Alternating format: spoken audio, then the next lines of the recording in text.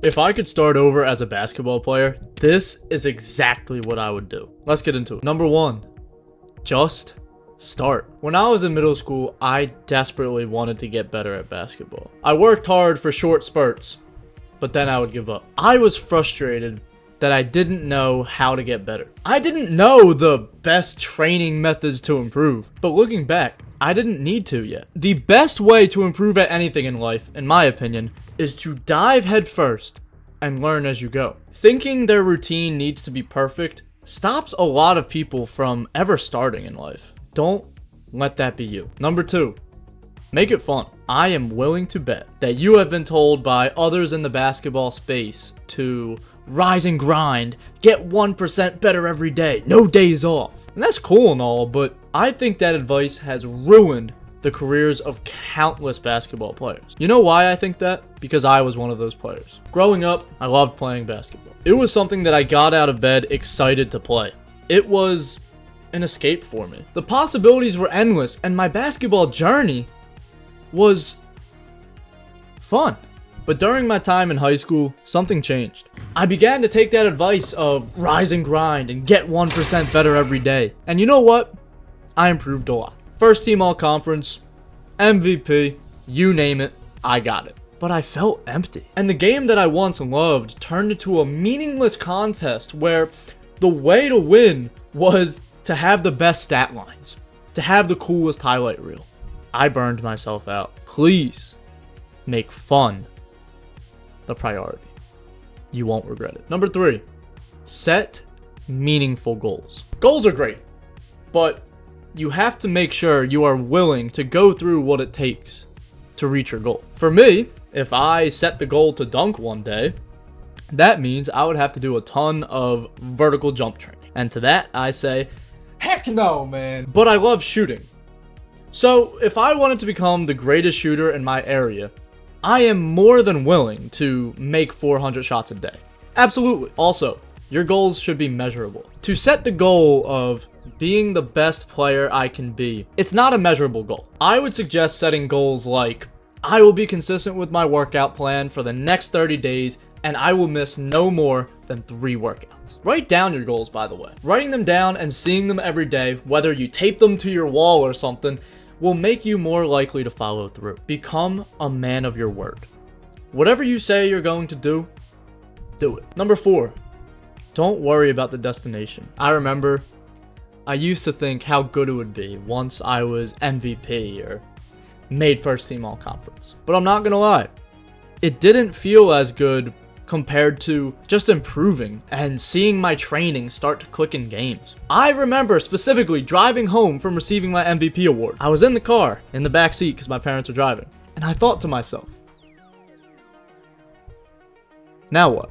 If I could go back in time and talk to my younger self, I would just give him a hug and tell him to appreciate every moment he has to play basketball. Because one day, it will be over, and there is no going back. Middle school basketball, high school basketball, it will all be a memory one day. Enjoy it! The destination will never be enough. You will always push the goalpost back if you rely on external achievements making you happy. Become happy with what you already have, and that is the secret to a good life. Number 5, don't worry about what other people think. Nobody is going to focus on you as much as you focus on yourself. People don't know the real you like you do. So don't value their negativity, man. The people that make fun of you are either jealous of you, insecure of themselves, or they're just bums. Their opinions should not hold any weight in your mind. I've spoken with many players that deal with people talking bad about them. Most of those players are in the community, top link in the description. Here's the thing. If somebody's talking bad about you behind your back, they are not your friend. Now understand this. People that are ahead of you and are secure with themselves, they will push you for your own growth and they'll be more than willing to help you. They won't try to tear you down. Only the haters will try to do that. If some people are trying to tear you down, I personally believe you are doing something right. You are making them sweat. Keep going. Number 6. Ask for help. My trainer was one of the biggest reasons for my success. Without his help, I wouldn't have reached a lot of my goals. There are people ahead of you, and that's not a bad thing. That's actually a really good thing, because you can learn from them and level up 10 times faster. Now, you are already doing that by watching my videos, so good job, bro. But don't be afraid of asking people for help. Don't think of it as some kind of weakness or you're dumb for it. No. It would be wise of you to seek out help in your basketball journey. If you want a simple training plan to follow that's designed for anybody to be able to do and to see improvement, click the top link in the description and see positive results just like 100 other basketball players already in the community. Also, when you join the community, I will personally help you in your basketball journey to ensure that you reach your goals. Top link in the description, man. Number 7, faith over fear. I have a story for you. In my senior year of high school, after my broken shoulder injury, I was finally cleared to play. My first game back, whew, not great.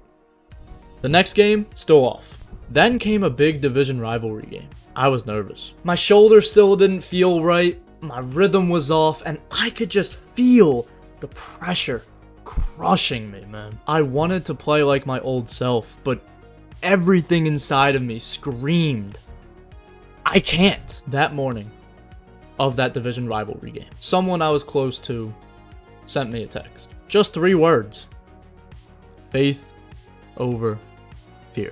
Something clicked. I decided in that moment I wasn't going to let fear dictate my game. I trusted that God was in control. And I played differently.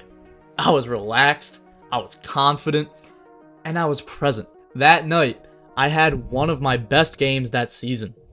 We won, and I ended up being clutch in the 4th quarter. Fear will always be there, but the choice is yours, whether you let fear control you or you step up in your faith. When you trust God more than you trust your fears, you unlock your true potential.